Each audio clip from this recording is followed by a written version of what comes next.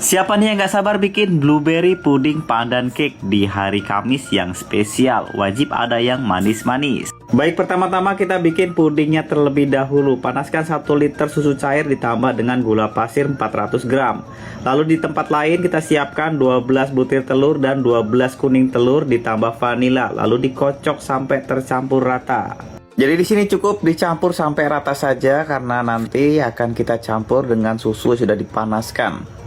Selalu gunakan telur yang masih baru supaya hasilnya lebih maksimal. Susu yang sudah kita panaskan dimasukkan ke dalam telur yang sudah kita kocok. Lalu diaduk sampai rata dan setelah itu langsung disaring supaya hasilnya lebih lembut dan tidak ada yang menggerindil. Di sini saya menggunakan measuring jug supaya nanti lebih mudah dalam menuangkan ke dalam gelas. Jangan lupa ya, nanti untuk yang bagian paling bawahnya kita menggunakan blueberry jam. Lalu puding dituangkan di atas blueberry yang sudah kita tata sebelumnya. Jadi nanti hasilnya akan berlapis-lapis. Baik, kita lanjut ke bagian cake-nya. Kita bagi menjadi 2, ada bahan A dan juga bahan B. Kita kocok 16 putih telur dengan lemon juice dan 12 sendok makan gula pasir. Dalam memberi gula pasir ya, kita juga bagi dalam 3 tahap. Setiap tahap ya kita akan beri sebanyak 4 sendok makan gula pasir. Dikocok sampai dia mengental ya.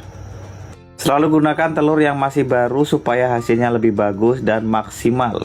Telurnya juga wajib dalam keadaan suhu ruang supaya lebih cepat mengembang.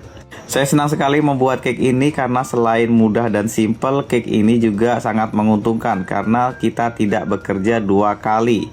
Setelah turun dari oven bisa langsung disajikan atau didinginkan terlebih dahulu di kulkas. Baik, untuk putih telurnya ya kita kocok sampai seperti yang ada dalam video. Ketika dibalik tidak akan jatuh dan sangat kokoh.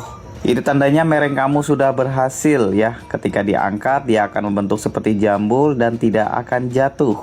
Baik, selanjutnya kita akan bikin untuk yang bahan B. Di sini kita menggunakan 16 kuning telur ditambah dengan 300 gram gula pasir dan vanila. Lalu kita kocok sampai dia mengembang. Tidak lupa di sini kita juga menambahkan pasta pandan supaya warnanya lebih cerah dan menarik lagi. Pasta pandan ini selain memberikan warna yang cerah juga memberikan rasa yang enak karena pasta pandan ini berbeda dengan pewarna makanan biasa. Lanjut, lalu kita tambahkan 100 ml susu cair dan 100 ml minyak goreng sambil diaduk sampai rata. Lalu ditambahkan 300 gram tepung kue ya, sambil diaduk lagi sampai tercampur ya membentuk pasta pandan. Jadi ini adalah teknik supaya adonannya tidak kempes saat nanti dicampur dengan mereng. Lalu setelah itu saatnya kita campurkan mereng ke dalam adonan pasta pandan sambil diaduk pelan-pelan. Wajib diaduk pelan-pelan ya, jangan buru-buru karena ilmu pastry itu membutuhkan kesabaran dalam hati kita. Selain itu juga kita wajib berhati-hati karena semua barang-barang pastry itu harganya mahal. Jangan sampai kita membuat produk pastry tapi gagal karena itu akan merugikan kita semua. Yang kita butuhkan adalah keyakinan karena semua ilmu pastry itu masih bisa dipelajari asalkan kita mau belajar dengan sungguh-sungguh. Tidak ada yang tidak mungkin, semua pasti bisa. Baik, setelah semuanya tercampur secara merata, lalu kita tuangkan di atas adonannya puding yang sudah kita siapkan tadi.